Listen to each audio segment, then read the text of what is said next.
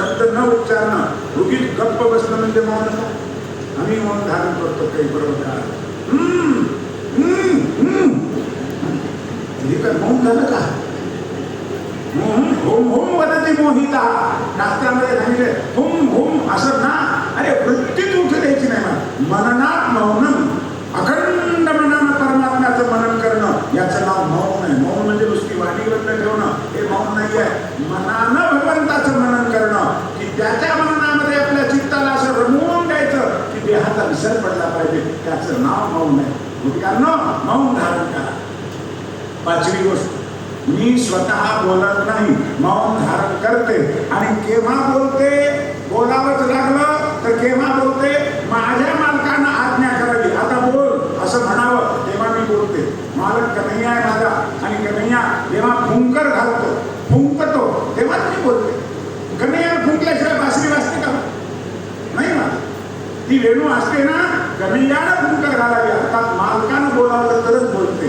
पण त्यात सुद्धा मालकानं आज्ञा केली बोल म्हणून मी बोलते. पण ते सुद्धा कसं बोलते? अत्यंत गोड बोलते, मधुरात मधुर बोलते. बासुरी किती मधुर आहे हो, वेणू किती मधुर आहे. जगाच्या पाठीवर बासुरी एवढं मधुर काही आहे का हो? ती बासुरी सांगते, वेणू सांगते, गोपिकांनो बोलायचंच असेल तर गोड बोल. मी गोड बोलतो, आधी तर बोलतच नाही, मौन धारण करते. मालकांना आदेशच केला तर बोलते, पण गोड बोलते. म्हणून तुम्ही सुद्धा गोड बोलायला शिका. कारण जगाच्या पाठीवर वाणीच्या माधुर्यासारखं प्रिय काहीच नाही महाराज.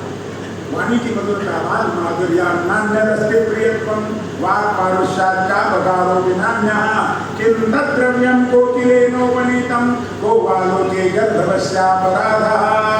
संत सांगतात वाणीच्या माधुर्यासारखं उपकार काही नाही. अरे ती कोकिळा काही आम्हाला धनदौलत आणून देते काय? त्याला हंडा आणून देते कोकिळा का? झाडावरचे फळ आणून देते? पण कोकिळा सगळ्यांना आवडते का? तर वाणीचं माधुर्य आहे. गोड गोड कुहू कुहू करते.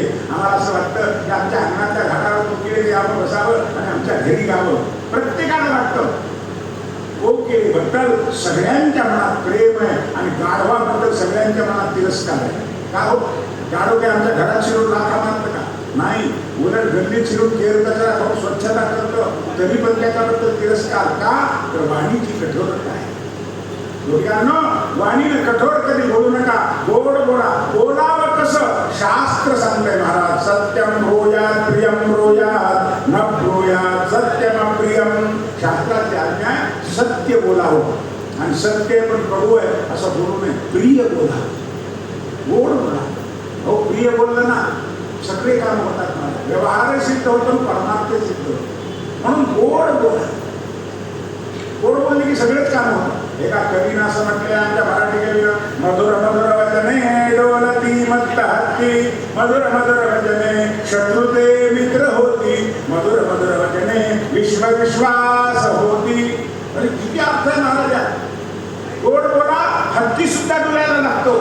अरे शत्रू सुद्धा मित्र बनतो महाराज गोड बोलण्यानं. आणि कडू बोलण्यानं मित्र सुद्धा शत्रू बोलतो. कडू बोलू नका, कर्ण कर्कश बोलू नका, कोणाचा मर्मभेद होईल असं बोलू नका, कोणाच्या हृदयाला वेदना होतील असं खोचक बोलू नका, मर्मभेदी बोलू नका, कोणाला वाईट वाटेल असं बोलू नका. गोड बोला. सगळी कामं सिद्ध होतात. जे बोलायचे ना तेच बोला, पण वेगळ्या तऱ्हेने बोला. एका सभेमध्ये नगरपालिकेची सभा चालू होती. अर्धे सत्ताधारी लोक गोंधळ करू लागले, हंगामी करू लागले. म्हणून विरोधी पक्षाचा घटक उठला आणि तो म्हणाला, सभापती महाराज, या सभेतले अर्धे लोक मूर्ख आहेत. असं म्हटल्याबरोबर की सत्ताधारी संतापले, आरडाओरड करू लागले. सभापती महाराज, त्या वक्त्याला माफी मागायला लावा, त्याला आपले शब्द मागे